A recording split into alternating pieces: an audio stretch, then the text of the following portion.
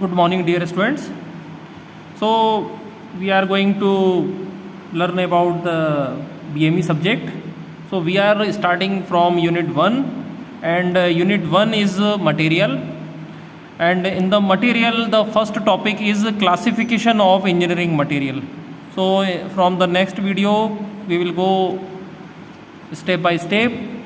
So, please be continue to my channel. And today we will discuss about the classification of engineering material. So let's move on this topic. These are my notes. The first topic is classification of engineering material. So in different books you will find different classification of engineering material. Why? Because this is a very broad field, and books are written every year, so depends on the innovation, new category comes, and these tree updated. So you will find different flow chart, different approach in different books, so you can write any one.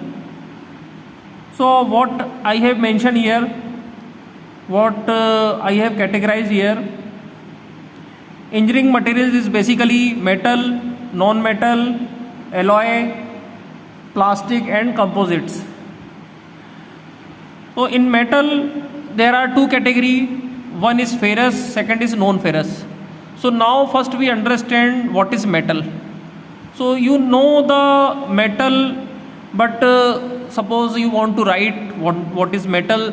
So basically metals have a sound when it comes into the any contact, and metals has a shining, metals has a good conductor of a heat, good conductor of electricity.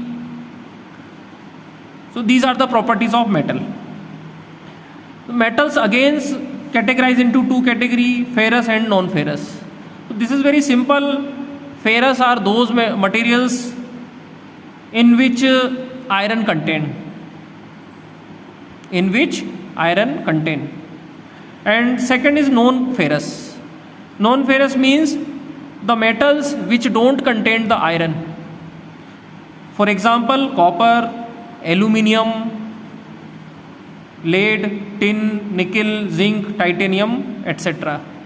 These are metal, but in these metals there are no irons. That's why it is called non-ferrous. The second category is non-metal. Non-metal means it don't have shining, it is not good conductor of temperature, heat, and it is not good conductor of electricity, etc. Again, non-metals has two categories, ceramic and organic polymers. According to your syllabus, no need to go into detail. The next one is alloy. Suppose you are mixing various metals into each other, then you can write one category, alloys. Alloys again can be ferrous and non-ferrous. Then plastic. You know all what is plastic. Plastic are two types, thermosetting, thermoplastic. What is thermosetting? Thermosettings are those plastics which we cannot recycle. So, for example, the switchboard.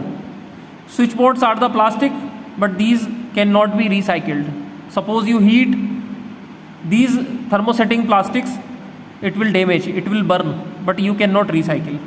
The examples are polyester, silicone, elastomer, phenols, epoxides, etc. The second type of plastics is thermoplastic.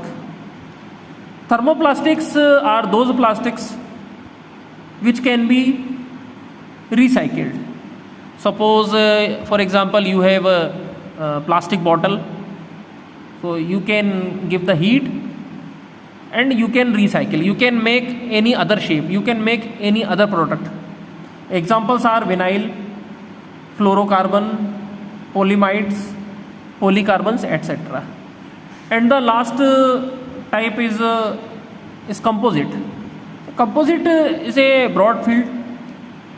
Basically, in composite, it may contain metals, non-metals, plastics, any kind of material are mixed in the composites for achieving the special characteristics, special products, special properties. So there is no need to go into detail of the composite. As a majority, you have to draw this tree in the exam. Also, you can write a small definition of each. You can give the one line definition of metal, one line definition of ferrous, one line definition of non-ferrous. You can explain in your own words. But definitely you have to draw this diagram, this flow chart in the exam. Without drawing this diagram in the exam, you will not get good marks. So thank you for today. We will go to the next topic in the next video, which is composition of cast iron. So in next video, we will go to the composition of cast iron. So don't miss my video. Thank you.